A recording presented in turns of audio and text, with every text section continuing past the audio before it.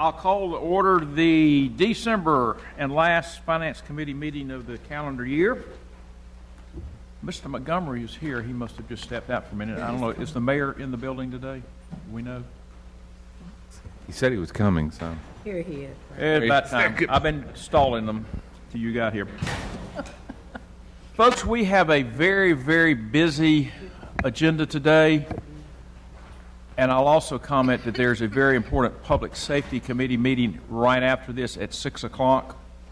I mentioned that in that I will try my best to end on time so that those that want to make that as well. If by chance you're here early for the Public Safety meeting thinking you would get a good seat, it is actually meeting in the council chambers. So not only do you not have a good seat, you're in the wrong room. But if you're here for the finance, please stay seated. We'll try to entertain you. An item not on the agenda that you did get information on, we did get our published external audit. I did talk with our CFO, Lisa Saunders, just before the meeting. We're not going to go over it today because of everything else we have, but for the council members, you did receive a hard copy of it. It was a clean audit, but the city books are audited each year by a certified public accountant, and that is our document, so we'll go over that at a later date. With those introductions, are there any items anyone would want pulled off of consent? Ms. Burke? Yes, I would like to have C6E. C6E. And C6F. C6F. Mr. Montgomery? I'd like C2, C3, and C8. C2, C3, and C8. Is that correct? Mr. Yes. Chair, I move for approval of the balance of the consent agenda. Okay, we have a motion to approve the balance. Is there a second? Second. All in favor say aye. Aye. Opposed likewise. Thank you. Those are approved. By the way, I did have C3 and C8 on my list, but you've already pulled them, so I think we're all taken care of. We'll just start at the beginning. We'll start with C2. If the secretary will read that, please. Consideration of items related to permanent financing for rental housing known as 757 North. Mr. Brooks, if you could come forward to answer any questions. And I will turn this over to Mr. Montgomery. Yep. I actually don't have any questions in reference to this. Well, I take that back. I have one minor question, but most of this is just kudos. And actually, I'd ask Mr. Suggs if he'd come forward as well, if he doesn't mind. And really looking at this project and the investment that's being made in this part of our community, and particularly from the workforce housing component, that's a portion of this. And the only question I have on that, I'm going to get to my kudos piece, is that within the time frame, it's a 15%, that's the 10 years, and then 20%, that's the 10 years, and then the 15%, that's the 20-year portion there.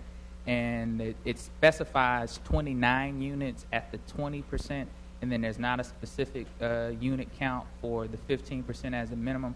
And I guess that's because when you put the percentage there, it comes out to 17.2%. 17.2 units. So would we go ahead, just so there's no error in thought, do we put 17 units or 18 units, or what's the comfortable place of that, so that is, somebody doesn't come back and say you're not meeting that standard?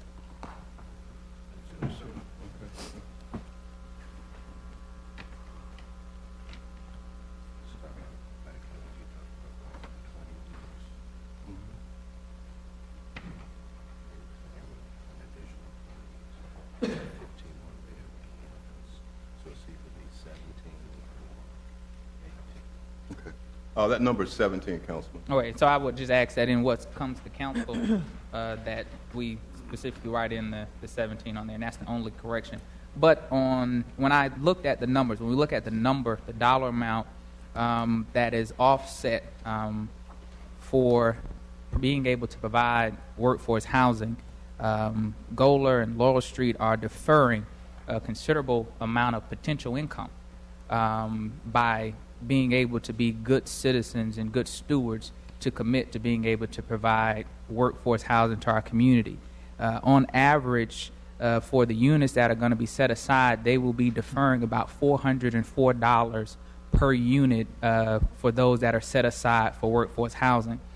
For the first portion of time, it will roughly come up to about $153,000 a year that they will be deferring in profit or income to the project to commit to being able to provide workforce housing. And over the course of the 30 years, it will come up to $3.276 million that they will actually be deferring in potential income to be able to provide workforce housing to the community.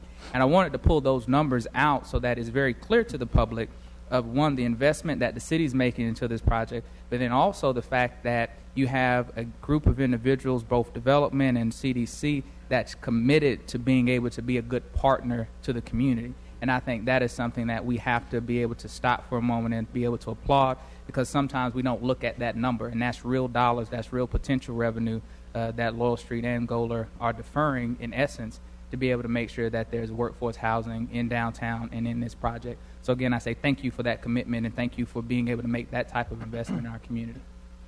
Thank you. Anyone else have any questions? I move approval. Second. I do have one question on the page 40, the second page of the write-up. You list a $9 million construction loan. Do you have permanent financing to take that out? Yes, we do. And Dion Nelson, she's going to give you some more details. She is my partner Come on on Laurel up. Street. Yeah. And I did not do this with the others. Do you mind giving your name and address for the record before you speak? So Sure. wherever you are. Dion Nelson with Laurel Street Residential, 511 East Boulevard in Charlotte, North Carolina. Okay. The construction financing is what is conventionally referred to as a construction to mini perm. It's a 3-year construction loan with 2 one-year extensions already outlined. We will then work with our joint venture partner in refinancing that construction loan during that 5-year period. But that is a typical loan structure for a market development undertaking of Can I the ask state. who's that with? The loan, Newbridge. Newbridge. Okay. Thank you very much. Yes, sir. We do have a motion and a second. I don't see any other. I'm gonna make Excuse me, a Ms. comment. Burke asked a question. Go ahead. Since they have gotten some comments about, not with you, madam, but about Gola.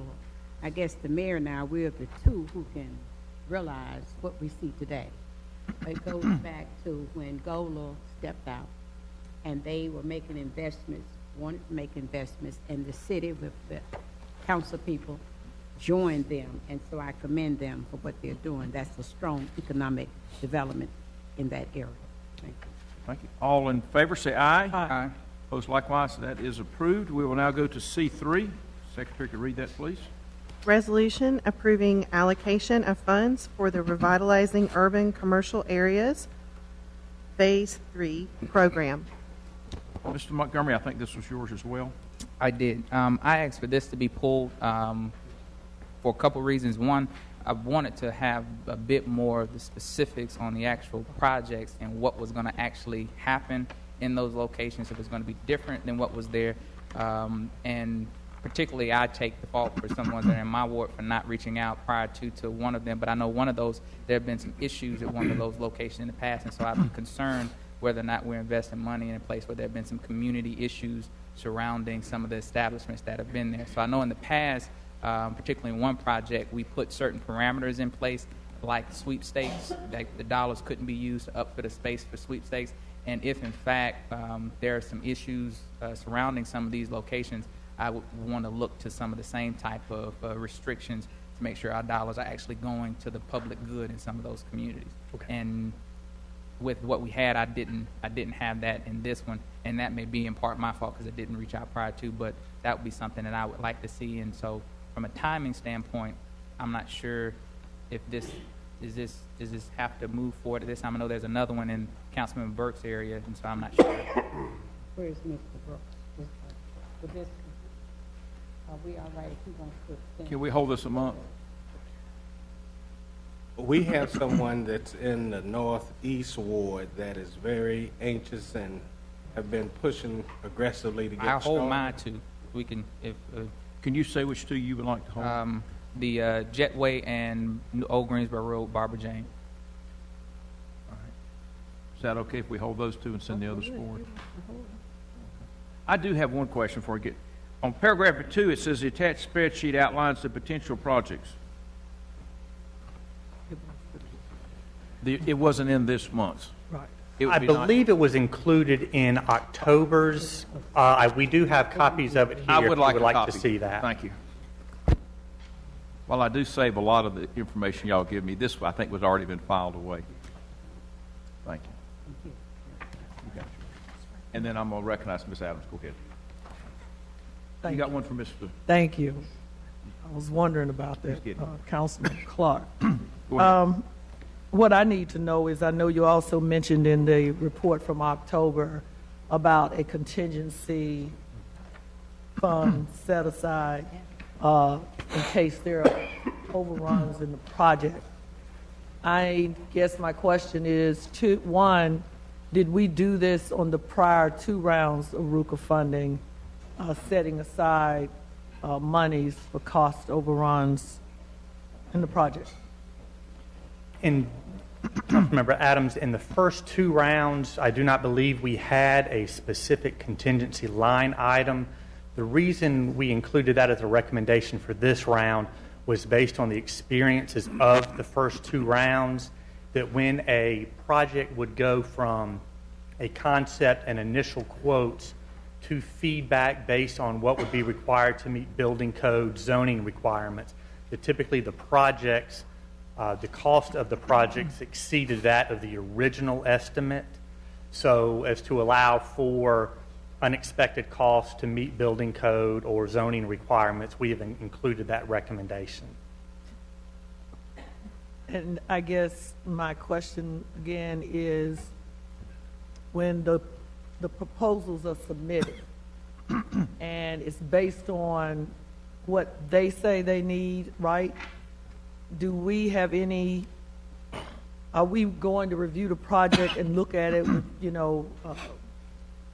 fresh eyes to say, you have this project you want to do for $50,000, but we can already see without doing a deep dive that this project is a $150,000 project, and therefore are we going to wait until they bring us and say $50,000 and we find out during the course of our audits and review that the project really needs another $60,000, $70,000, and hence therefore we got this fund over here that we just kind of automatically give it. I'd like to see more detail, Mr. Brooks, on how we intend to manage this contingency fund based on the request for proposals from the businesses and their Prior projects. to any loan getting finalized on the estimates that we have, that the applicants submit, we will in fact do a cost justification to determine whether or not we believe there's an acceptable range in which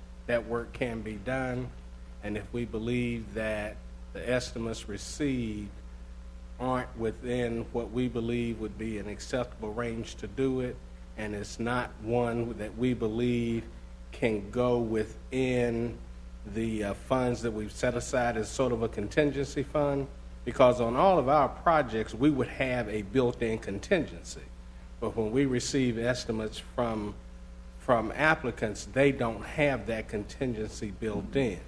So what we've allowed for is a contingency, if you will, for these projects. If it exceeds a reasonable contingency, then we believe that we'd have to go back to the drawing board and not move that forward, recommending for approval.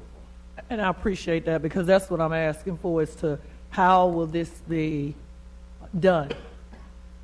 Because we've never done it, and now we're doing it. I just need to understand the process as to how these proposals are allowed to get this money. We have how, construction. I understand that we want to make sure it's economic, it's innovative. I got all of that. But now we're setting aside some more money for some projects that the others didn't have an opportunity to do.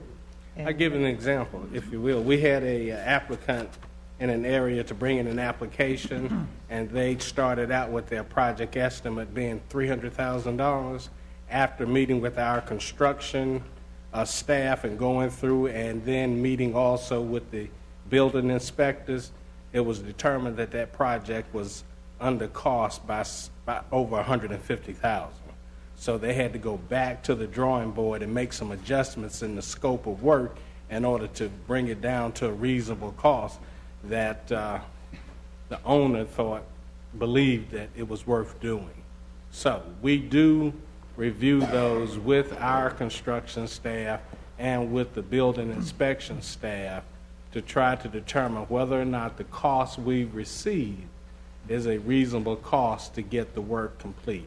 And these projects will come back to us, correct? No? I mean, we're gonna hold it, well, Yes, they will come back. His. They will come back. But they'll come back for us to review them as well, am I right?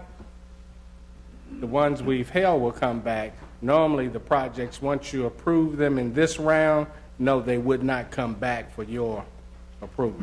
But I would think, and Council, I ask for your indulgence for a minute. I would think that if there's projects that we vote, okay, the RUCA money that we voted on in the budget, in the bonds, is there.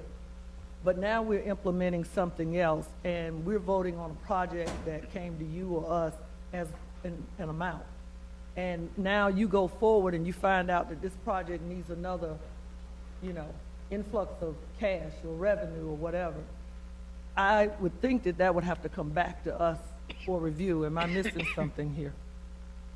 Am I missing something? That's a good question. If these are X% over budget, do they have to come back before we approve it? Yes. If it's above the amounts that we have listed here, yes, we would bring those back to you for review. Okay. Okay, thank you. Sorry. Mr. Montgomery, you have a question? Yep, so, just so I'm clear, because that means, so the access to contingency, that would have to come back to council Yeah. for Yes. additional approval? Yes. Okay. It would be nice if you could just give us a sentence or two for each of these, what it is. Okay, we'll do that. And this is, since this is ROCA 3, RUCA 3, whatever. As you report them, and I know periodically we do get reports on 1 and 2, progress, this, that, and the other, if you could just now include this. Okay. Will do. Mr. McIntosh. Two things. One, first, I just want to clarify that I'm not related to Maurice McIntosh. It's one of the recipients on this. And the other is I always like to find out from a position standpoint, from a debtor's position standpoint, when we're loaning this money, are we attaching the property? Because we're loaning to property owners this time around and not to business owners. So we will actually be attaching the property. We'll have a lien on property. And I would assume in most cases we'll be in second position rather than first position. Yes. Correct? Okay. Thank you. Any other questions, comments? I think, did we get a motion to approve, send forward all but the Old Greensboro Road and the Jetway ones? I believe that's what we're looking for. Is there a motion? I'm going to make a motion, Mr. Chairman. Okay. We have a motion and a second to move forward the Patterson Glen Avenues and hold back the Old Greensboro and the Jetway ones. Barbara Jenkins? Yep. We have a motion and a second. All in favor say aye. Aye. All right. Opposed likewise. That is approved. That's C3. We will now go to C6E and F. C6E, we'll do that one first. Consideration of items relating to contracts. Item C, resolution awarding contract for sidewalk construction along Yorkshire Road, Premier Design Builders, Incorporated. Okay, C6E, let me get there. Mr. Chairman, That's- it yes, was C. 97. E. That's what I just Page said. He 97. said that. But if Page is that 97. is that the one that I asked for? I Yeah. don't want that one. You don't want that one? All right. No, I'm interested in C6F. F, okay, let's go to 6CF. Resolution awarding contracts for Bowen Thomas Park improvements, Caraway Construction Incorporated. All right, Ms. Burke. Yes, Mr. Chairman, the reason I brought this up is because I wanted to make sure, when I looked at the companies who are going to be doing the work, as we have emphasized the importance of diversity, minority involvement, and I want to make sure when we look here, we see Winston-Salem has only one company who's going to be participating from out of the city of Winston-Salem, North Carolina. And I want to know about all of them, about the diversity, the minority workers, and everything that's being included with these companies. 6F. Excuse me. Ms. Bates, do you have a comment there? Well, the comment is that the award is to Caraway Construction. Yeah. So they're the only contractor doing work on this project. Is my understanding the question? Yeah, and they are a minority vendor, are they not? Well, I don't have that information. Mr. Chairman, let me say what I want to have. Okay, go ahead. understood. When I looked here at these companies under the summary of information. Yes, ma'am. When you have where they're located, city and state. Correct. All right, then I need to know from you, are you saying all these companies are not involved? That's correct. They all submitted, every one of the companies listed submitted a bid for this work, but we are asking you to award the contract to the lowest bidder, which was Caraway. So we'll only be contracting with Caraway Construction, which is located in Stokesdale. Yes, I see that. And I still know that when we do the bidding, that we have to do a certain thing. But I still feel when we are giving these dollars out, and we have companies in this city who have helped us to generate revenue, and then we go out and get other companies to do the work, whether it seems like right or wrong. But these are some of the companies whose shoulders we have been on, because they're the ones who've been generating money back into the community. And I want us to try as hard as we can to make sure that we look at minority Yes, ma'am. and companies in this city. And the company that we're going to take, that you say with the lowest bid, I would like to know before Monday what's their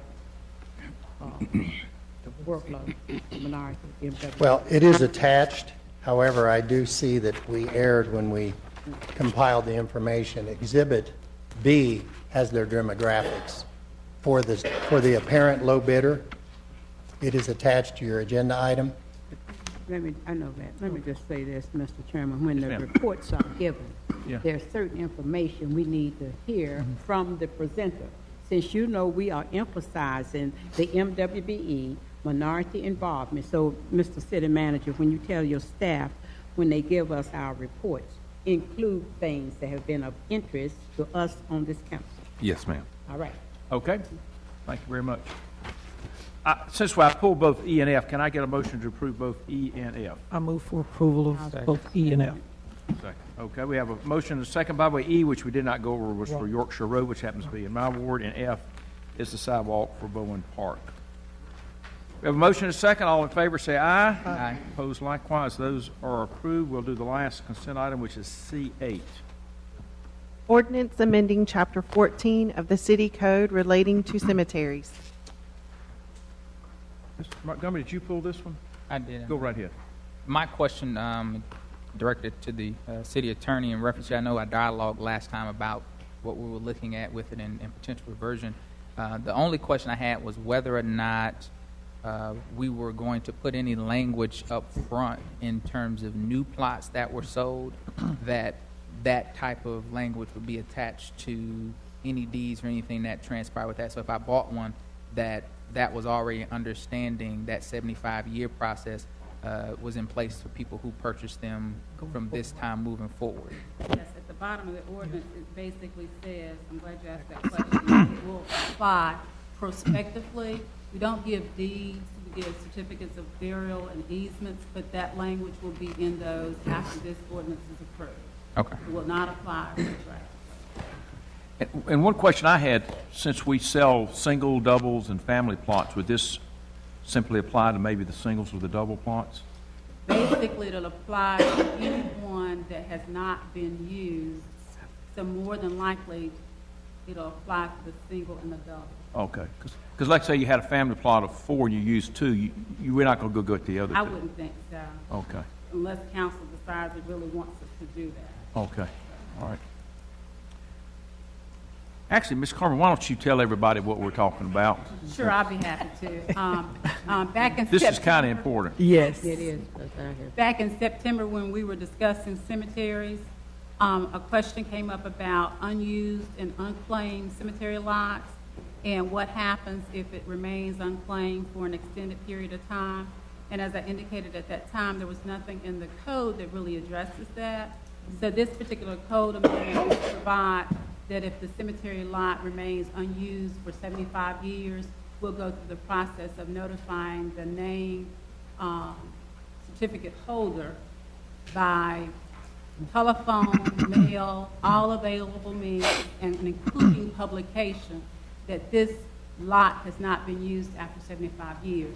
And if we don't have a response to all of those means of publication and notification, then that lot will basically be deemed abandoned and will come back to the city. Do we have any idea how many lots we're talking about here?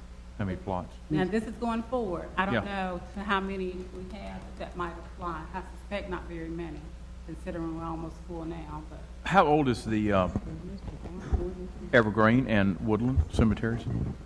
I have not. How many plots would be 75 years old, I guess is what I'm asking the I record. don't know, Mr. Chairman, I'm sorry. But how old are those cemeteries? When did they start? Anybody know? We can get you the information. Okay, I'd be curious because I'm surprised they would be much older than that, but anyway. So what we got here is a ordinance amendment on this. Do I have a motion or do you have any questions? Any other questions? Ms. Burke? I will make the motion. Okay, go ahead. I will move that we accept. Second. We have a motion and a second. All in favor say aye. Aye. All opposed likewise. Mr. Montgomery would like to say something before we finish it. Well, finish it before we go to the general agenda. We're done. I forgot something on C2. And it was just an in-house thing, and that was in reference to the payment of the loan on that item. All right, we have a question to go back on C2. Go ahead. And that was just, I wanted to be enumerated in the documents that came back to us, that the dollars paid back went back into the Housing Finance Assistance Fund to be used for housing projects. Do you want to make that part of the resolution? Is that what you're asking? Right, if there's not any objection. Any objections including that? All right, that will be included in the motion. I don't know if that's legal either, but we did it. Okay. By the way, I forgot at the beginning, we have a new city employee here, Keisha Red. Keisha, if you'll stand up so everybody see you. She is a new attorney in the city's attorney's office and will be working particularly with, I guess, general government on condemnations and... It's nuisance abatement, condemnations, human relations, transit, contracts. Okay. Well, welcome aboard. We're glad you're here. Welcome. Yes. Young person. Oh, you have someone you I want to- have a new person who's on staff too, Carol Brooks Fonville, who's the community assistant liaison for the East Ward. All right. Well, You introduce him, folks. Well, I was not given that name. I would have introduced you. Is there anyone else who would like to stand up and be recognized? All right. Okay. We'll now go to the general agenda. We have 3 items on the general agenda, and I do have a sheet up here where people have signed in. When I get to each one of those, I will ask if anyone would like to make any comments, and we'll go from there. The first one, if the secretary read that, please. Presentation on Winston-Salem State University's proposed Winston-Salem Classic community event. And I do know I do have several people signed up for this, so if the Winston-Salem State folks want to come forward, and Ben, if you want to give us a quick introduction, and then y'all may say whatever you would like. Go ahead. Good afternoon, Chairman Clark, Mayor Joines, and members of the City Council. Over the last couple of months, city staff has been in discussions with members of the Winston-Salem State University Athletic Department about a proposed community event that they are planning for sometime in the early fall of 2016. So it's my pleasure to introduce Tanya Walker, who's the Director of Athletics, James DeBose, who's the Director of Fundraising in the Athletic Department, and Ariel Germain, who is the Director of Athletic Marketing. And they're going to provide a brief presentation about this community event. This is an information item today. Once we develop a more specific, perhaps sponsorship proposal, then we will bring something back to council for action. Okay, thank you. Which one do you want? And if you give your name and address for the record so we'll know who everybody is. Certainly. Tanya Walker, Director of Athletics, 7493 Princess Anne Court in Rural Hall, North Carolina. Thank you. James Dubose, 5321 Roshni Terrace, McLeansville, North Carolina. All right. Please continue. Or last one, yeah, go ahead. Excuse me, Mr. Chairman. Ariel Germain, 3824 Country Club Road, Apartment C, Winston-Salem, North Carolina. Thank you. You have the floor. Thank you. Mayor Joines and members of the Finance Committee, we thank you for allowing us to present what we think will be one great community event entitled the Winston-Salem Classic, surrounded by, through September 15th through 17th, around our football game versus Virginia Union University. The goals for this community event first would be to increase the awareness amongst our youth. Everything that's in line with this proposal really takes into consideration, we have 4 pillars that we operate within athletics. And so our fourth pillar is community engagement. We want to bring the youth to Winston-Salem State University. And so in our world in athletics, we want to begin to recruit at a very early age. We also want to provide an opportunity to do a job fair, to partner with the Urban League, to partner along with the Winston-Salem Career Services Department on campus to create opportunities and to be able to sell job opportunities in Winston-Salem, North Carolina. Lastly, to be able to make sure that we find an opportunity to increase revenue for the athletics department. And so we've looked at various classics around the country and have really pulled in different elements. And so Mr. DuBose is going to take us through each of the days beginning September 15th that will take us through the game on the 17th. Okay, thank you. Mr. DuBose? Yes, we will proposing to start on Thursday, September 15th, but we would bring roughly 45 students from all of our elementary schools here in the county on campus from 9 a.m. to 2 p.m. and have what we call Youth Sports Skills TRAMS formation. Our focus is still on RAMS, so therefore we've built the TRAMS formation here. The goal is that we would take these students and allow them to have educational classes on campus through athletics. In essence, we may take a group to the CE Gaines Center and have one of our student athletes shoot free throws.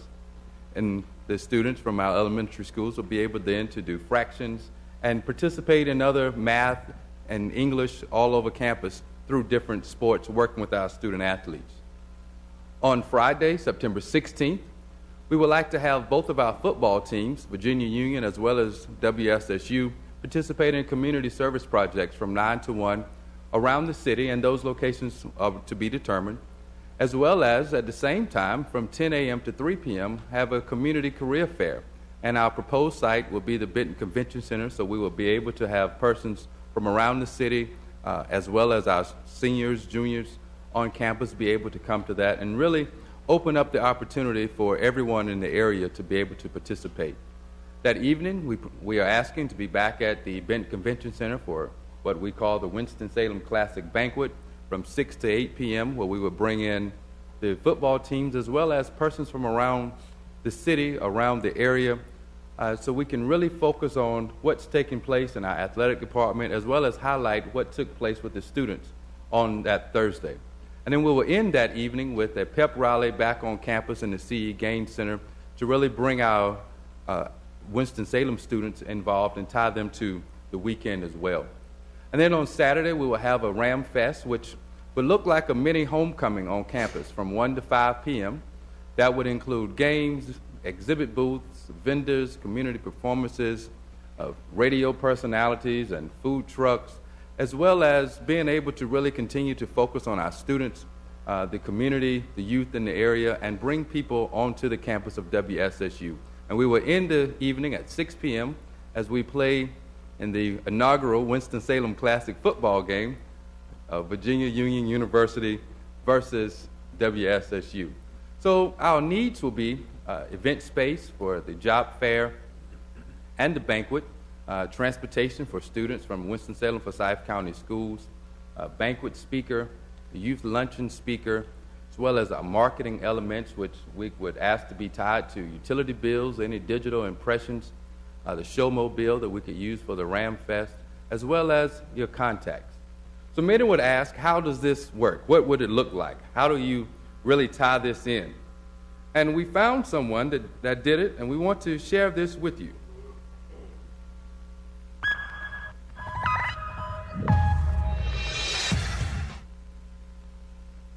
The morning of Wednesday, January 8th, 12 buses carrying more than 550 fourth graders from the West Haven Public Schools arrived on the University of New Haven's campus. The students traded in their traditional learning environment for Class at the Court, an event created to engage them in experiential learning sessions with New Haven faculty and introduce them to the various aspects of a university campus. New Haven Athletic Director Deborah Chen spoke about the importance of the university getting involved with the students at a young age. Well, as you know, we're an NCAA Division II school, and part of the platform for Division II is really about engaging the community. And we saw this as a wonderful opportunity. All of the research shows that we really need to reach the youth of about fourth grade level in order to encourage them to see college as a destination for them. So that's why we chose the fourth graders. As soon as the students stepped off the bus, they were greeted by Charlie the Charger and broke into their groups. Each group had student athletes from the women's basketball team as well as other Charger teams serving as campus guides. Junior women's basketball player Bria Moore talked about the importance of giving back to the community. I'm from West Haven, and since my freshman year, I was able to give back to even my West Haven travel team that I've played with in elementary and middle school, and my coach is just excited every time he sees us. So I love that feeling of, giving back. The hands-on experiences included sessions with UNH professors and students on the subjects of language arts, science, and math. The educational sessions were located in 3 of the campus's centrally located buildings. The Beckerman Center housed the math session as members of the men's and women's basketball team shot free throws while the students recorded their success rate and represented the shooting percentages as fractions. Learning how to do fractions and dividing to make it into fractions. So you have to take a big number and a small number and how much it is, and then you put the small number on top and then the bigger number on the bottom. Some even got an opportunity to have their picture taken with West Haven Mayor Ed O'Brien. I think the relationship between UNH and the city of West Haven and the public schools in general is a great relationship, something I would only look to make better. I think it helps our children, especially today, gives them real world practical uses for what they're learning in their math classes and what they're learning in the classroom. From there, the students walked over to Maxey Hall for their language arts session. The students learned important tips for writing a news article and were treated to a tour and demonstration in the campus television studio. While in the studio, students played Simon Says while another group watched from the control room. Students were given a behind-the-scenes look at how news shows and TV schedules are produced. West Haven Coordinator of Health, Physical Education, and Athletics, John Capone, spoke about the importance of combining physical activity into the learning process. This day is important because it shows the kids that stimulating the brain through physical activity is a part of getting them ready, their developmental part of their process to get them to the next level, not only athletically, teaching them a little bit about sports, but mostly, academically. The next stop on the schedule was Gehring Hall, home of the Henry C. Lee Institute of Forensic Science. While in the hall, students focused on science with a demonstration of force and rebounding. West Haven's Superintendent of Schools, Neil Cavallero, talked about how UNH offers many opportunities for younger students to expand their educational background. But our teachers have had opportunities for professional development here. Our kids have got to experience summer programs with the arts, in science and math and in engineering. There have been many opportunities for our kids to participate in all kinds of programs here. And it's been like a dream come true, and we hope it continues for many, many years. The day wasn't over there, as after lunch, the students traveled to Charger Gymnasium on the North Campus and watched the women's basketball game. The students were greeted just inside the doors and presented with T-shirts and a gift bag. While in the stands, the students could be heard throughout the contest cheering for the Chargers and chanting, "Let's go Chargers!" Let's go Chargers! Let's go! Head women's basketball coach Ty Grace hit on how important it is to give back to the community. The most important thing our team has gotten out of it is always giving back to the community where you are, and they do a good job of that all year long, but this is just on a bigger scheme, so I think they're getting a great experience and making some new friends and enjoying the time that they're spending with these fourth graders. Washington School Principal Stephen Lopes spoke about how the Class at the Court event helps introduce students to the Charge into the Future initiative. Well, as we all know, the University of New Haven and West Haven have a partnership where students from West Haven have the ability to attend at a reduced fee. It is extremely important that our students, especially our students of color, have that opportunity so that they can be successful and help out their families in the future. When asked by WTNH Channel 8's Kent Pierce if they would rather learn in a classroom or on a basketball court, the choice was obvious. A basketball court. Why? Because it's more fun when you put it to basketball.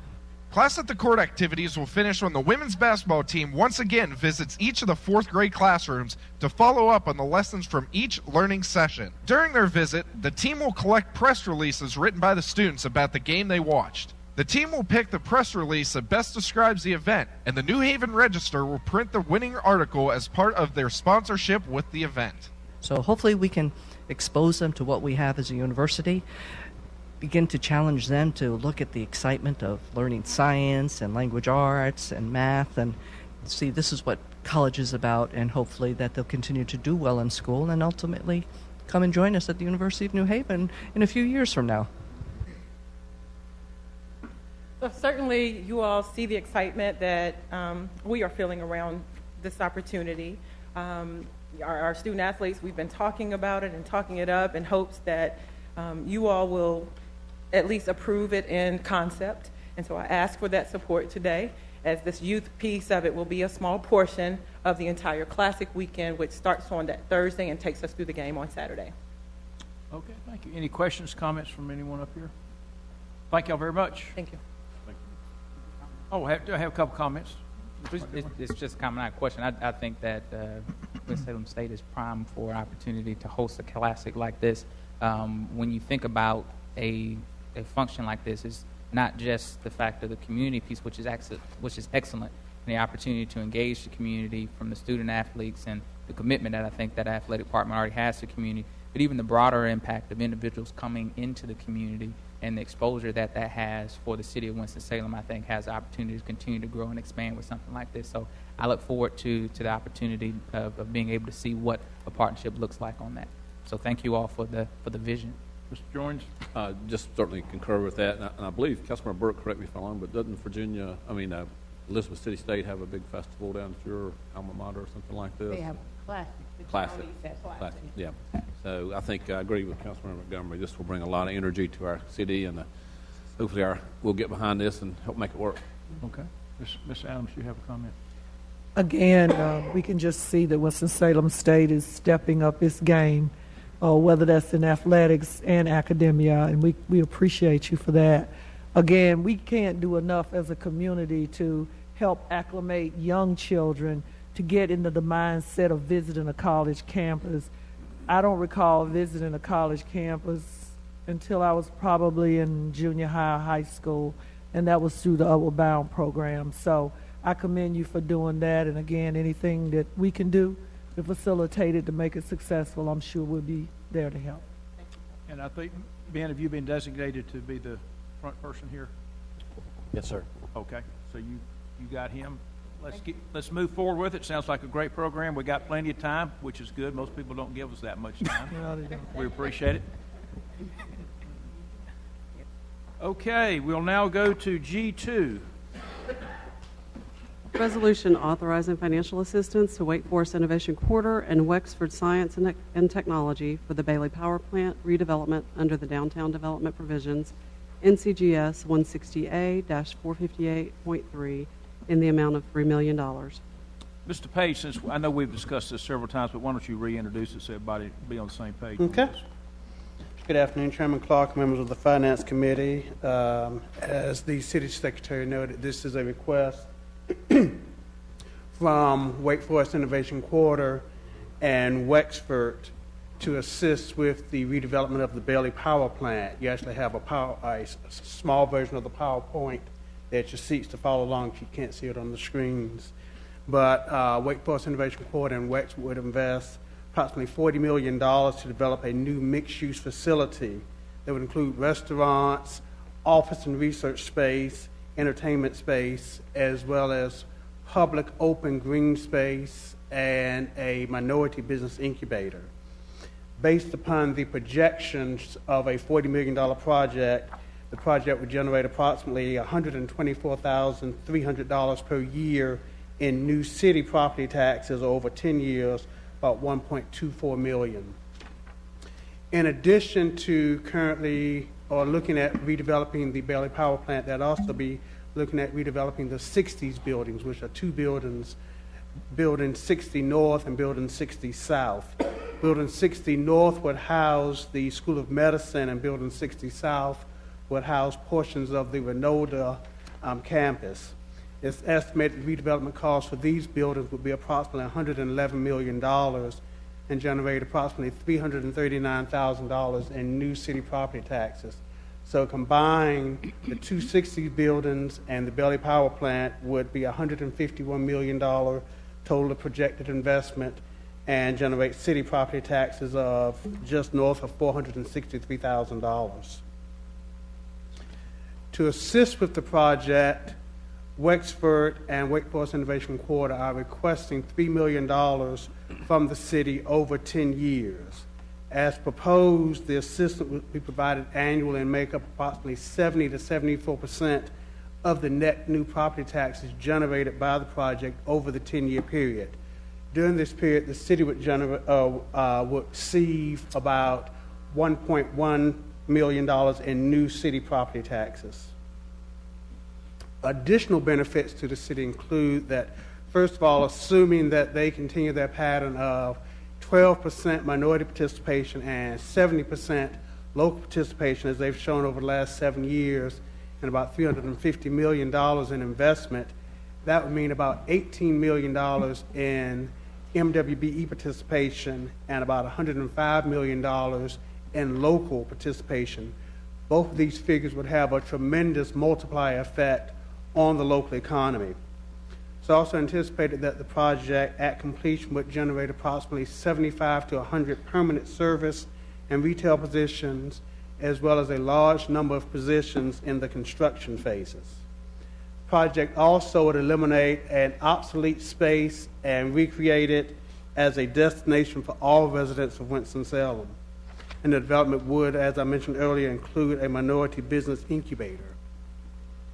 As far as justification for the project, if you look at Legacy 2030, which was recently adopted by City Council, there are actually 5 elements of Legacy 2030 that support this project, including stimulate local economy through public-private partnerships, encourage the accompanying retail services to attract researchers and other professionals to downtown, support development objectives of Wake Forest Innovation Quarter, stimulate redevelopment and increase economic activity on abandoned, obsolete, or aging industrial sites, and create and maintain an environment that will encourage the use, maintenance, rehabilitation, adaptive reuse, and protection of historic and cultural resources.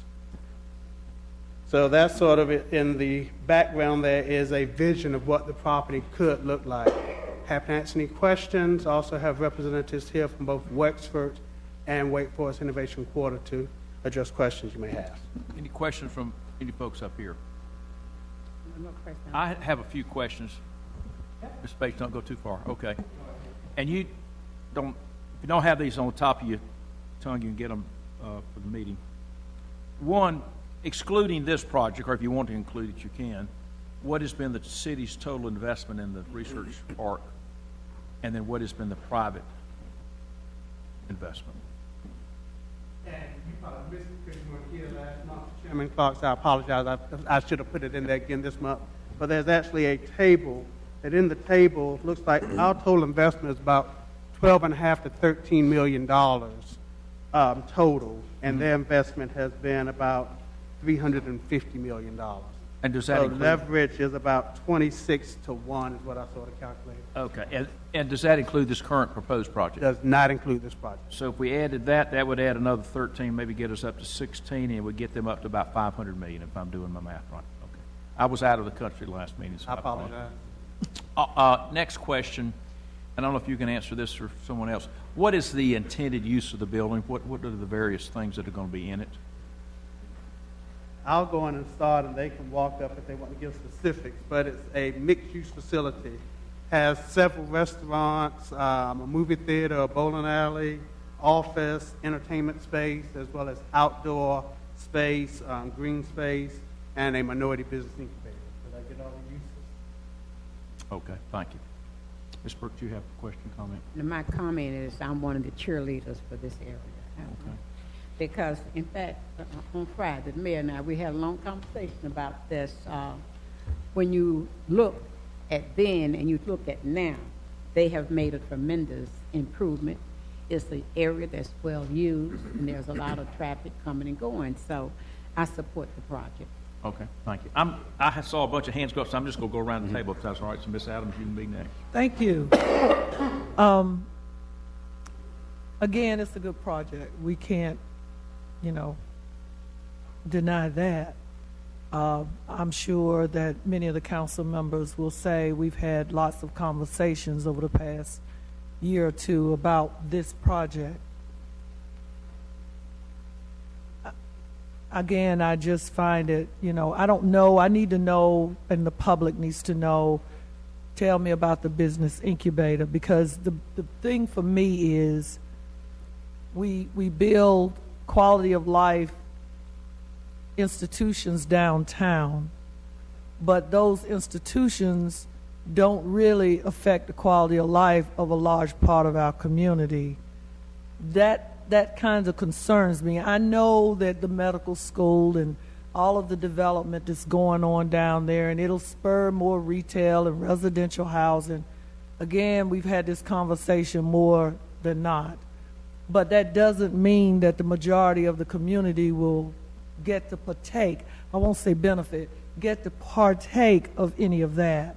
So now you need to kind of help the listening audience and the citizens understand what is a business incubator. We know, but my citizens that's listening and the press, they need to explain what that means. And I don't want to put words in the developer's mouth, but I'll let you know the conversations that we've had and I think they've committed to. At this point, they are making the commitment to provide space for the minority business incubator, or accelerator. I guess incubator is the old term that I inadvertently use sometimes. But an accelerator is a venue or facility that would help develop minority businesses, help those businesses provide shared space, provide technical assistance.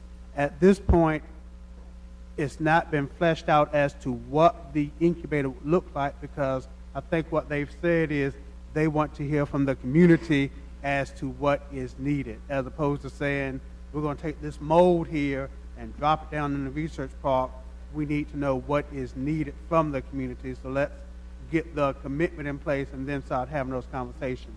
Does that sort of, both shaking their heads up and down. So, but I think the commitment is to have that space and to figure out how to best use that space to meet the needs of minority business in Winston-Salem. One more comment, Mr. Chair. Again, I won't deny or say this is not a good project. It's a good project. But they have also heard me say whether the city, I know the county, I think, has already given their $3 million. Mr. Garrett, is that correct? They tentatively approved it. It's not scheduled to be approved until the 21st. Correct. But again, my concern is we continue to develop downtown, and this group or people continue to think that downtown is the accelerator for the growth of the city of Winston-Salem, maybe downtown, but not to other parts of the community. And I just find it hard right now for me. I have 7 other peers and the mayor that can vote on this.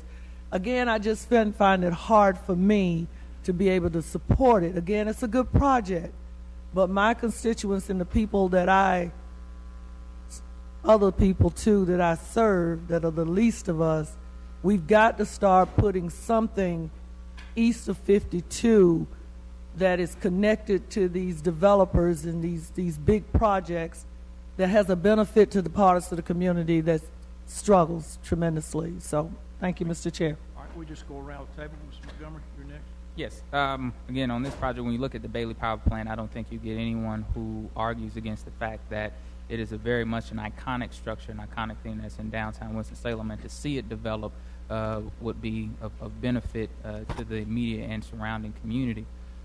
As I have shared with individuals from Wexford and from Innovation Quarter and from Wake Forest in its entirety, my concerns on this project are the fact of some conversations that have lingered over the course of several years in reference to additional commitments and leverage beyond what we see within Innovation Quarter. Again, when you look at the benefit and cost between what has been invested by the city of Winston-Salem and the investment that has been made from private investors. Of course, you can look at those numbers. You can say that there's been a tremendous amount of investment that's come from the private sector that has been leveraged greatly. And there's no argument. The numbers speak for themselves. But in doing all of that, there still is a responsibility as an individual to the constituents of the city of Winston-Salem to ensure that any dollar, no matter if it's $1 or $1 million, that it speaks on behalf of the entire community. And so there have been conversations that have been had here recently and over the course of years. And for me, I'm at a place where it's kind of a tense where we have the conversations around we'll look at being able to do this, or if you wait just a little while longer, we'll see this happening, or rising tides lift all boats concepts. And the fact of the matter is that we have parts of our communities where there is just a great need of economic development and investment to be made. And I believe that institutions and organizations like this have the opportunity, not always with their dollars, but even with their relationships, to be able to leverage beyond what is happening in the community to see more things happening. And this is something I've conveyed to Wexford and to those in Innovation Quarter, this sentiment. And so again, it's not often that I stand on the opposite side of something that's in my ward, because and even those things that have been in Innovation Quarter, if you check my voting history, I've been very consistent in support of things that have happened in Innovation Quarter because I see the greater impacts of what's happening. But I think we've reached a place, at least for me, where it's a question of how long do we wait to see additional things happening in other parts of our community, and being able to come closer together to make those things happen. And again, it's not always financial. It's relationships sometimes in terms of being able to leverage those to make other things happen in other parts of our community. And for me, until I begin to see more of that taking place, it's going to be difficult for me to support items such as this. And even on this one, I think we're in a place in terms of where there's been clear conversation about opportunities that exist. And even when this comes forward, I will use every option at my disposal to make sure that the community that I represent is able to see its entirety represented. So again, to Wexford and others, you all have been financially greatly invested in the community, and I don't think anyone can argue against that. But on this project, I think I'm at a place where it's difficult for me to support it if I don't see that additional overture in terms of investment happening across our community. Mr. Mayor, we'll just keep going. Thank you, and I certainly I appreciate the comments that have been made. However, I wanted to join Councilmember Burke's cheerleading squad and move forward with this. I tell you, this is a project that's just amazing when you start looking at the numbers. If you think about it, for every dollar we have spent thus far, the private sector has spent 26. So a 26-to-1 return on investment is pretty strong. Secondly, in terms of impact outside the Innovation Quarter, it's estimated that $18 million will go to minority and women-owned firms, and $105 million to local contractors right here in Winston-Salem, and that's great money that will continue to flow through our community. I think it's really important that Councilmember Adams kind of alluded to, really important for the citizens to understand that this project pays for itself. There's not any outside city dollars going into it paying for this $3 million. It's a portion of the new taxes that are generated by this project itself.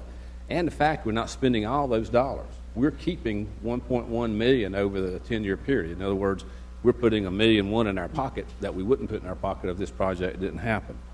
And we're also further protected that the payments are based on the actual tax base generated and created. We're not taking any leap of faith there. It's based on actual numbers there. And the other thing I'll just point out that the first payment's not due to July of 2019, so the project will be built in place, and we'll start calculating from there. So I really congratulate IQ and the others for putting this together, and to the citizens of Winston-Salem, it's a really strong return on investment to our dollars. Okay, Ms. McIntosh. Do we have any preliminary information on any leases that you guys are expecting? Where I'm going to is, do we have commitment from the private sector to occupy the building once it's done? I know I've heard names mentioned. I'm not asking for names, but what sort of uptake do you expect once the project is completed? Sure. Will Parton. You give your name and address for the record, please. Will Parton, 575 North Patterson Avenue. We are working diligently with the private sector on the leases. We're a little hesitant to get too far out in front of everything, just making sure that we have a project and we're not getting people's hopes up. But everyone who I've talked to, and if they see this, they'll know who they are. They're aware of that. We are in lease negotiations, which we anticipate to be signed probably middle of January, with at least one, within a couple more following within the next month to 6 weeks after that. So our goal, if this project is able to go forward, is that by the end of the first quarter, we would have multiple leases signed, probably totaling 40 to 50% of the building. Relating to that, any concept of what kind of job creation this will incur or create once the project is done? In terms of job creation, with the prospects that we're talking to, it's a little unknown, but a lot of those would be in more than likely in the service, retail, amenity sector, where you've got new existing local entrepreneurs who are looking at having second, third, fourth locations. So obviously those would be new jobs. On the corporate tenants, it's a little bit more unsure. Right. So the new creation, it goes to a point of we are definitely not looking at moving businesses from one part of the city to the other. This is net new business or expansions of existing businesses, so that we're not taking business from elsewhere and moving it over there. Sure. I mean, I can't say that there won't be any businesses that come in that aren't already located in Winston-Salem. But in terms of, definitely in terms of the representatives that I've been talking to, the vast majority of them would be new locations, whether they're existing in Winston-Salem or existing elsewhere. I think that needs to be a real serious effort to make this not just, like I say, subsidizing your real estate to make it cheaper so that you can draw a tenant from someplace else. When Mr. Page described this building as obsolete, I think he was being kind. This building is extremely difficult to work with. I'm on the board of SciWorks, and we had looked at this building, and the challenges to doing anything with this building are amazing. I think it would be impossible for the private sector, as hot as downtown Winston-Salem real estate is right now. No one from the private sector really is kind of coming in and saying this is a great deal. Let's go ahead and take it on. I think it warrants our participation. The promise of new jobs, I think, is something that's always been related to Innovation Quarter and the money that we've spent over the years. And I think we get a 26-to-1 payback is phenomenal. I'm hoping that we're at a stage where we are going to see new businesses come in and fulfill some of those job promises. I think we are. I think coming through the period of time that we've just come through, the challenges are there that have not allowed you all to create those jobs or bring those businesses in. And I just hope that we're on the precipice of being able to do that, to really show some employment gains. The other thing I think is really important to note is that if this project doesn't go forward now, some of the tax advantages that you guys are looking at being able to use are going away or changing dramatically. Well, I'll just speak to that briefly. If this project doesn't go forward now, then we cannot do this project. It's not, there's a lot of talk in the tax credits these days about what was grandfathered in, what was not. Our tax credits date back to the first project that went into occupancy, which is Wake Forest Biotech Place. And if this project, as Wexford is doing it, is not finished by the end of 2017, then we are on the hook for a large amount of risk there. So if it doesn't go forward now, then it's a risk that we can't take. Regardless of that, I think if this project doesn't go forward now, we could be sitting there staring at that building being vacant for 10 to 15 to 20 years. I mean, I just don't see another opportunity that somebody's going to come along and say, what a great opportunity this is, let's go do it. That's it. Ms. Light? Thank you. I certainly am very much in favor of this. I see it as another spur to investments in the downtown. I see it as not only just the pieces that are going to be in the power plant, but also I think it's going to spur a lot of residential investment in the area, and for people to enjoy the entertainment that is going to be at Bailey Power Plant.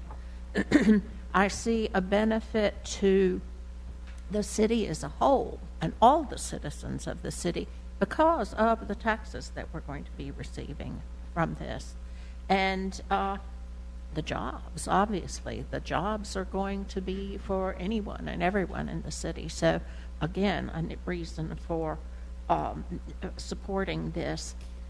I see Bailey Power Plant as being our iconic piece in Winston-Salem that the tobacco district in Durham is, which is just wildly popular and wildly successful. So I think the power plant's going to do the same for us. May I just Yes, ma'am. comment? Real quick on second round, go ahead. The comment that I did not bring up, when I had the conversation with the mayor, I told him that this is a good project. It's leading into east of the city, and we have all of the citizens who are in those multi-dwellings, and I felt that this one innovation group should embrace that neighborhood. And in fact, I've had a conversation with Dr. Thompson and I said, now you have all these youth. This could be an incentive for them to want to move beyond. And I do feel, as we talk about this project, it ought to be something how they can tell us a little clearer about that minority business, how it's going to operate, and also how they will embrace that neighborhood. I hope you can hear that. Thank you. Yes, Ms. Eric, if you'll give your name and address for the record, Yes. please. Eric Tomlinson, a proud owner of a condominium on West 4th Street. 5th Street, sorry. Must go home properly tonight. Very grateful for all the comments. While this is a request for assistance by Wexford Science and Technology, it's very strongly supported by Wake Forest Innovation Quarter. But I'd like to make some amendments to the points that were made previously, and to address your concern, Councilman McIntosh. The $350 million of investment to date has been solely by Wexford. The total investment in the Innovation Quarter to date is $563 million, so the leverage factor is much, much higher. It's almost 40 to 1. And we do estimate that by the end of 2017, so 2 years from today, that there will be an additional $240 million of investment in the Innovation Quarter, bringing that leverage to a 50 to 1 ratio. So it's quite a remarkable outcome. To your point about attracting new businesses into the Innovation Quarter, it has largely been a reorganization of assets that have existed within the city, but it's also led to job growth and expansion of existing companies. We estimate about 300 of those, and also it has led to a retention, we believe, of a significant company, Inmar, in Winston-Salem. Today we are 97% full. We have no space to accommodate the expansion of companies or to attract new companies into the Innovation Quarter. And the power plant, with the availability of innovation space, both for minorities as well as new companies, is actually crucial to the next stage of growth, which will at least lead to an eventual doubling in the size of the Innovation Quarter and a further $800 million of investment, we estimate, over the next 10 to 15 years. Thanks again for your support. I would like to suggest, and it is previously mentioned, this project to receive the tax credits has to be done and finished by the end of 2017. The council needs to vote on this one way or the other next week. I'm going to suggest to the committee that we move this forward without recommendation, and then at the full meeting, and there's some people that are not here, Mr. Bessie's not here, Mr. Taylor's not here, they deserve to have their chance, but we do need a vote up or down and get this thing behind us. So I would love to have a motion to move it forward without recommendation if I could get that. I'll do that, Mr. Chairman. Is there a second? The chair will second it then. All in favor? Excuse me, comments. To staff, and this may come from them, from Wexford or Innovation Quarter. One thing I'd like to see, and it's been a point of understanding when we talk about minority and women business and the participation. One, we talk about the contracts and the contracts that have been let, a more clear picture on exactly what that means and who's actually participating. That'd be some great information to be able to have and to have prior to Monday. And then in looking at that in terms of actual individual employment, within the space itself and how that picture actually looks, I think is another component to understand.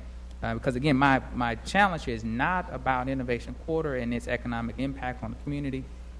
If you argue against that fact, I think you're not looking very clearly at numbers.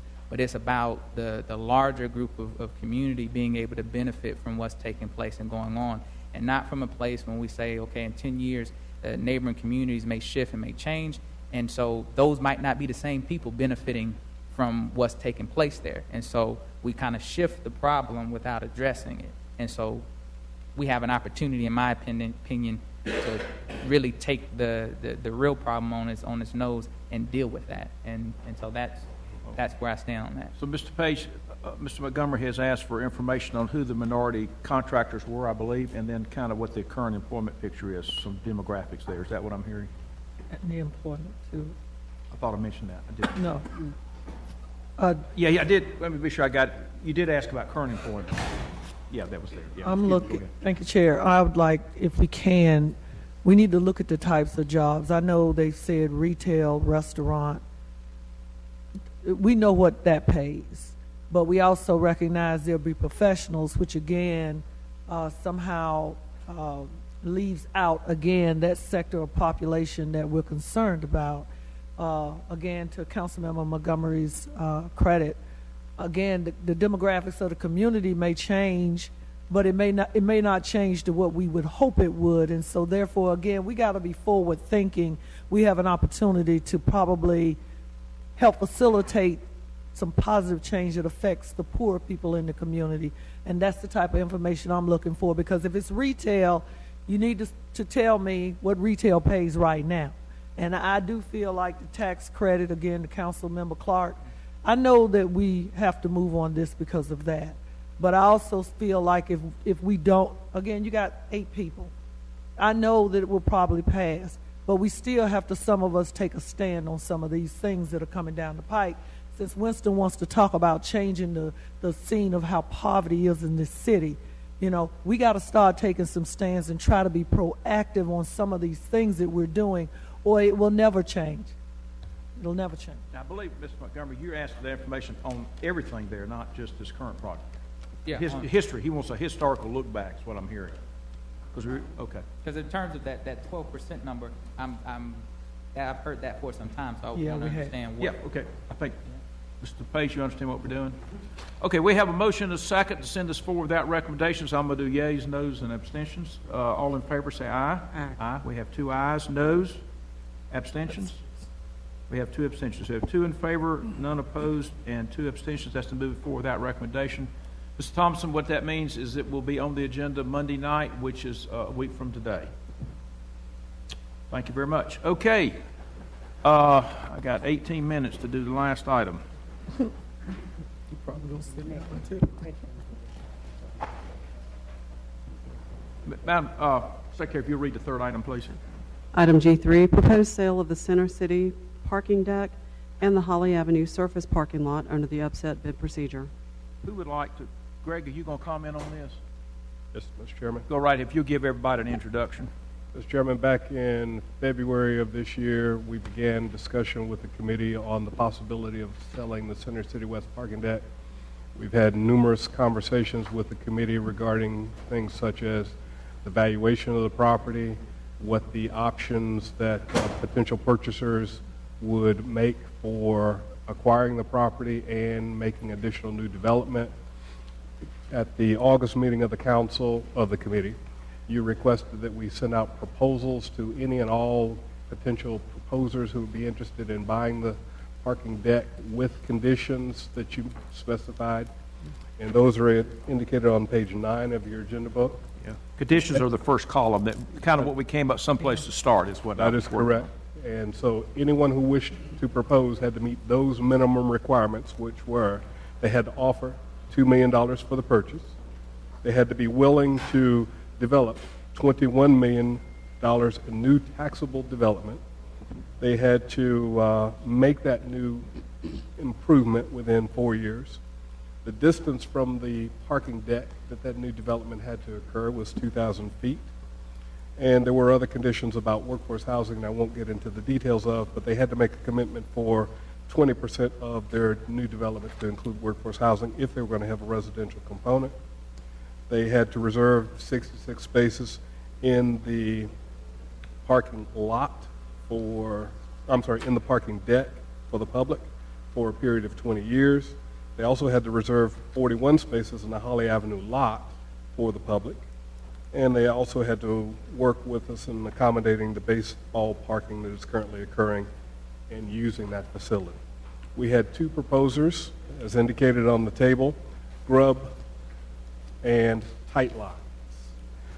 Frank Tattel from Grubb is here if you have any questions about their proposal, which both of these proposals are included in their totality in your package.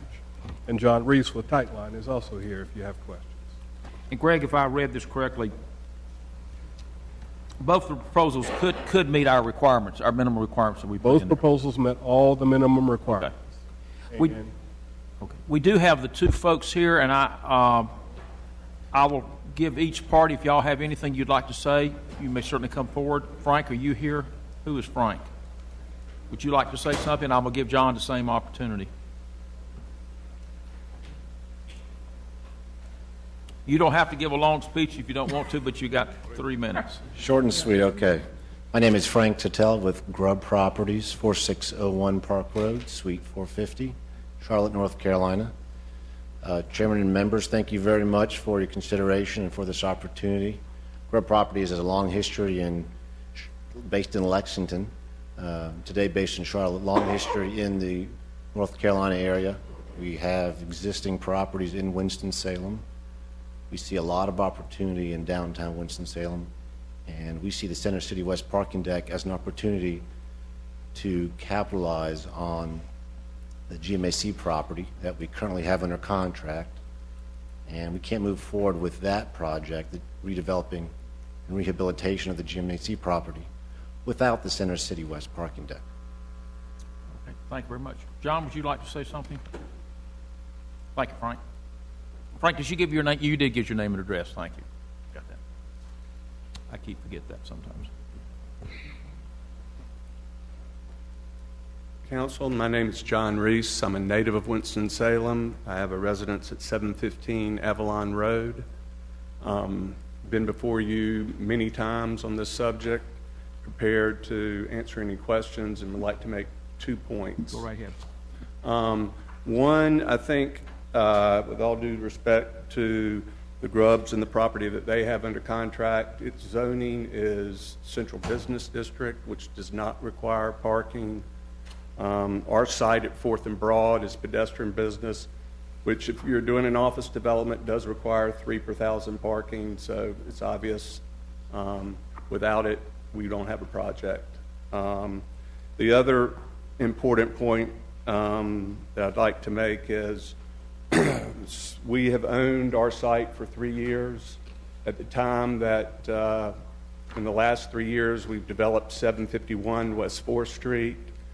That was a project that we used 100% of Winston-Salem headquarters companies, our contractor, our architect, our civil engineer, the owners, our equity source, all native 100% Winston-Salem companies. So we've been here our entire lives and would look forward to continuing working here. Okay, thank you. John. I would like to offer a few comments on this, and then we'll take any questions or comments y'all may have. I have spoke with both of the parties involved within the last week or two. They're in a similar situation that we are with the Bailey Power Plant. They're both ready to do something, but they need to know what's going to happen on the parking deck. So even if we send this forward without recommendation, I would like to do something and have the council respond on Monday night. Right now, well, go back almost 20 years ago, this parking deck was used as a catalyst to start some development on the west side of town. Thankfully, at the time, Wachovia, now Wells Fargo, picked up about 80% of the cost of the deck. And then the biggest cost is the debt service. This deck is simply a monthly deck, so there's not a lot of labor, not a lot of folks working there during the day. But in about 18 months, that check's going away, and then we're going to have to pick up the entire tap for this. So what is now not a particularly strong cash flow drain on the city will become shortly. The other thing is, I do think we have an opportunity, because we have two very interesting parties, to use this deck as a catalyst for economic development. Now, I know some questions have been raised on what's it worth. Well, and I will tell you, these requirements we put down, Greg and I just talked on the phone and just kind of, well, let's put something down and see what the people respond to, because we knew we were going to get two different responses. What we would do if we send it forward is we would set the requirements specifically, and then the only thing they could change would be the price. And then you're going to have an auction, so to speak. Mr. Attorney, I believe you have to do at least a 5% more upset bid. So you might get a bid, somebody's got to come in 5% more, and I think you have 10 days to do another one. Mm-hmm. So it could go several weeks till we get there. And I think we will find out what it's really worth. And I could not even begin to guess what it will sell for. This is not my business. But I do think we have an opportunity to use this deck that is shortly going to become quite obsolete. And I will say we did an average count. And Greg, if I'm not mistaken, it's about 70 cars a day is the average, something like that? So roughly correct. Yeah, that's 10% usage, folks. This deck's not used, basically. Yes, we paid a lot more than 2, 3, 4 million, whatever it's going to sell for. But right now, nobody uses it. But we got two people that want it. And what I'm going to suggest is that we go forward with the minimum requirements that we had before. We can certainly send it forward without recommendation. Let everyone on the council speak their piece, vote it up or down, and then if it is approved by the council, then let the folks bid, and we'll find out what a parking deck with 750 spaces is worth. So with that comment, I'll look for any comments from the committee first, and then our other folks. No, yeah. Mr. Montgomery, go I ahead. have one, and I'll make a motion. Go ahead. One, my comment is that I've been one who kind of questioned in terms of value-wise on the deck itself, and even though I think I'm on the minority of those who think it's worth more than where we are now, I do believe that it's very clear that there's an opportunity to leverage it for economic development in the community. And I don't think we could be in any better position in the fact that there are two active groups in the community who are very interested in being able to utilize a deck to produce something else for our community. And I think that speaks to where we are as a community in terms of the interest from developers and groups to be able to make additional investments in the city. But then that also goes back to the other side of my mind of the sense of, as we own the deck and there's the interest, what's the best interest for the citizens in terms of what they get out of it. So I'm willing to look at what we have here. Okay. I know I saw some other hands. Can we get some other people to speak first, if you don't mind? Miss Light, you had your hand up. Thank you. Explain to me, if you will, if we pass this, we are just agreeing to sell it to somebody. We're agreeing to have an auction. Yeah, I think, and that Wait, well, sale let me will be sure. I involved. see the city attorney and the city manager. Let's be sure I'm speaking correctly. What you're doing is basically setting forth a number of conditions which are listed in the exhibit, and then you're saying that you're starting the asking price at $2 million. And so anyone wanting to bid basically would start at the $2 million, and then you go through the upset bid procedure, and basically that will end with somebody having the highest bid. Yeah. And they will be bound by those conditions that you, as council, agreed will apply to the property. Angela, I thought they had to, I'm sorry, but don't they have to accept a base bid from one of the bidders? Yeah. So it would be, but nobody bid $2 million. The tight lines bid $2,050,000. I mean, it depends which one they accept as their base price. Right. So that's the base. So Well, that's 50,000. We could do the 2050. That's no problem. Right. Okay. Yeah, and then it's. Yes. But we don't have to sell it to anybody once we get the bids back. Right. Say that again. I didn't hear you. If we get the bids back, we still have to make the final decision on what we receive back. So we don't have to, once we put the bids out, Normally that what upset.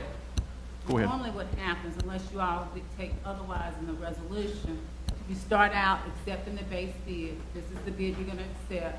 Goes through the upset bid process. And essentially, if there is no upset bid, Goes to the if it highest is bid. $2,050, it goes to that person who placed the bid. Now, if you do go through the upset bid process and goes back and forth, then yes, it comes back to you. Does that make sense? So if we have any upset bid, it comes back to us for final approval. Thank you. Okay. Yes. So Excuse me, the mayor had his hand up. I'm sorry, and I just want to make sure the base bid is $2,050,000 Yes, okay, yes. from Tight Lines, and we're echoing what Councilman Montgomery said. We're delighted. We've got two wonderful companies that are interested in doing projects in downtown, but you got to start someplace. That's right. Tight Lines submitted a higher bid. I think we go forward Start with with them them. and start with them, and then Okay. the next bid would have to go up $102,000. All right. The next piece. Okay. Mr. McIntosh. Would it make sense to I'm sorry.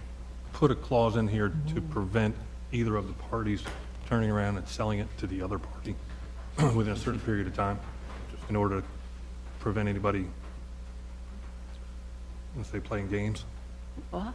That's from a, You know, in an auction position, if I take down the bid and I realize it may become more valuable to the other person over time, then I might buy it, hold it, and turn around and sell it to the other party down the road.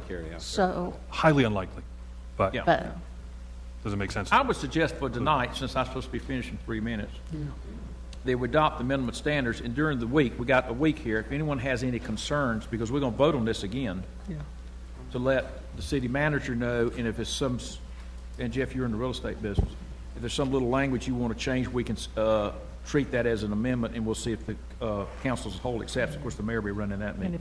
And let me know too, because Yeah. I want to make sure we don't impact the free flow of property through the market and so forth. There's some things we can't legally do with respect to transactions. we can move. Because somebody's got to put this in legalese. I'm assuming the City attorney. city attorney's going to do it. We'll do that. Okay, Miss Adams, I was just going to say, thank you. I was going to say that this is, regardless who ends up with this, again, we're in a great position. Again, we'll have something down there, hopefully besides the ballpark and a few other businesses that could benefit from some other people living down on that end of town. So I think it'll be a win-win for us either way. I would entertain a motion approval. to... Second. Second. Yeah. All right, we have a motion to send forward the minimum recommendations as originally written with the minimum price, opening price of $2,050,000 Right. to send that forward to the council for council's consideration. Do I have a motion and a second? We don't know. All in favor say aye. Aye. All opposed likewise. Now, I know y'all getting ready to leave, but you can't leave quite yet.